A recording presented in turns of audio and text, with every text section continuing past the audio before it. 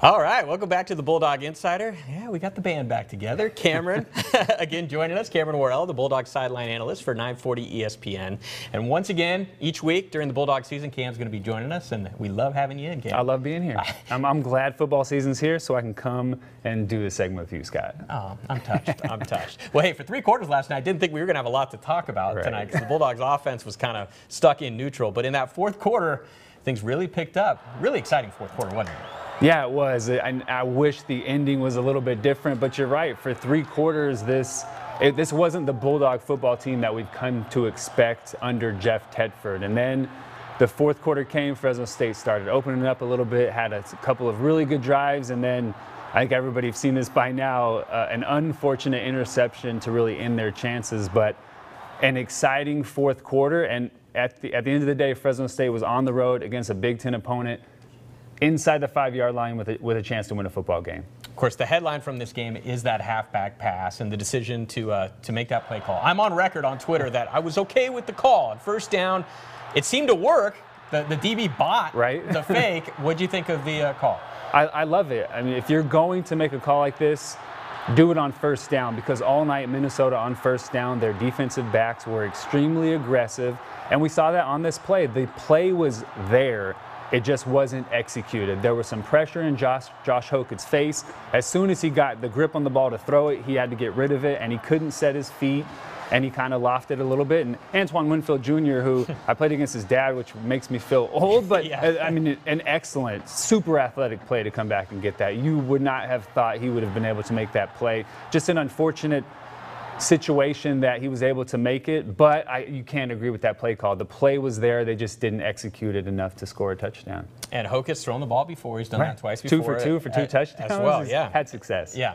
Now that Bulldog offense, only 104 total yards in the first half. They were really struggling. So my question to you is, what were they doing wrong, and then what changed in the second half, especially in that fourth quarter when they kind of got things rolling?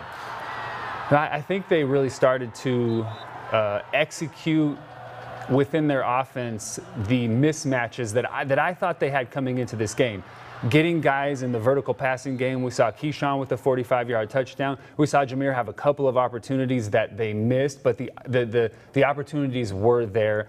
And then they got a little more creative. You saw Jordan Mims out of the backfield, 22-yard reception. They opened it up a little bit more. I think they were surprised by how fast Minnesota was on the perimeter. They thought that they were going to be able to run on the perimeter, and Minnesota was more athletic on the edge than I think Fresno State thought, and it took them a little while to adjust to that.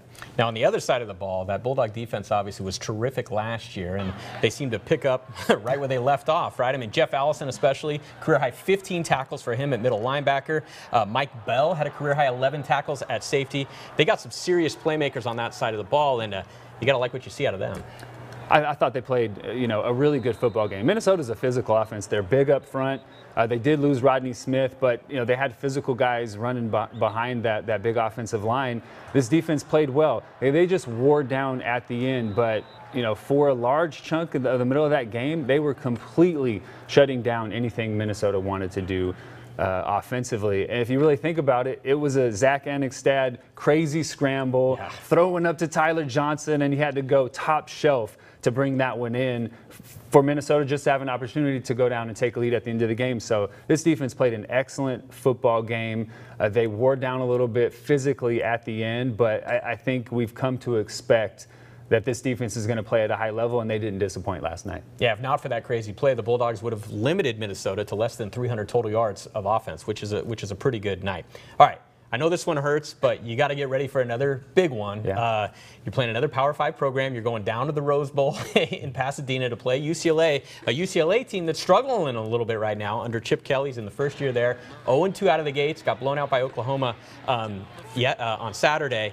What do you think? I kind of think that Fresno State might be a slight favorite in this game. I would agree with you. This is a UCLA team in transition. Chip Kelly comes in, doesn't have a lot of the pieces he wants to be able to execute the offense he wants to run. A lot of holdovers from Jim Mora, who was the previous coach there. It's going to take him a couple of years to get the infrastructure around that program to have the type of Chip Kelly's success that we've seen. This is a UCLA team, though, that is going to be hungry because there are not a lot of wins on that schedule for UCLA. They're 0-2. They just got the break speed off of them in Norman, Oklahoma. They're going to be fired up to play. Fresno State's going to see a level of athlete that they probably won't see for the rest of the year, even that Minnesota Gopher team. So it's going to be interesting to see how Fresno State can attack some guys who are athletic, 4 or 5-star guys all over the field. But I agree with you. Fresno State would probably be a couple points favorite going down to the Rose Bowl. And, of course, some local connections on UCLA as well, especially at running back, Bolu Olorunfemi from Clovis North, and then the electric freshman out of Tulare Union, Kashmir Allen. He's already has already had a couple big plays this year for the Bruins. So it's going to be an interesting game, and this is a game from talking to the Bulldogs that I saw them pointing to, in the preseason. You asked a lot of the guys what game on their schedule were they a little extra motivated for. A lot of them said UCLA, so I think you're going to see a fired-up Bulldog squad. For sure. A lot of these guys are from SoCal. A lot of them probably wanted to play for UCLA when they were high school players, maybe even got recruited by UCLA, but didn't get an offer, didn't feel it was the right fit. So there's a lot of fired-up Bulldogs. I remember these games against Power 5 opponents. Never got to play UCLA or USC, but in your own state, you want to go down there and beat these guys, especially, if you felt like you were overlooked by one of these programs, like I know a lot of these Bulldog players feel that way. All right, final question for you. 2 games in here, you had the blowout win over Idaho, and then, you're in it until the very end against Minnesota. Where is this Bulldog team compared to what your expectation was? I thought they were going to be able to go to Minnesota and win. I really did. And, in the end, they didn't make the play to win it. Minnesota made the play to win it, but they had an opportunity to do that.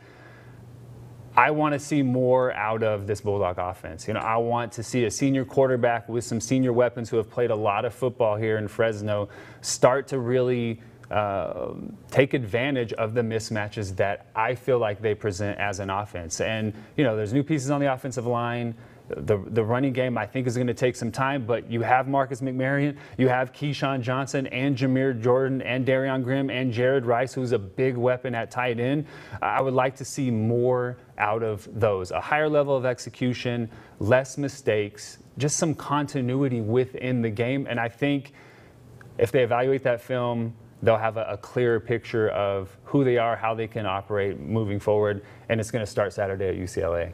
Yeah, an opportunity to snap that 10-game losing streak now to Power 5 opponents, so let's hope the Bulldogs can get it done. All right, thanks, Cam, for coming by. Of course. Ready for another season. It's going to be fun. Sir. All right.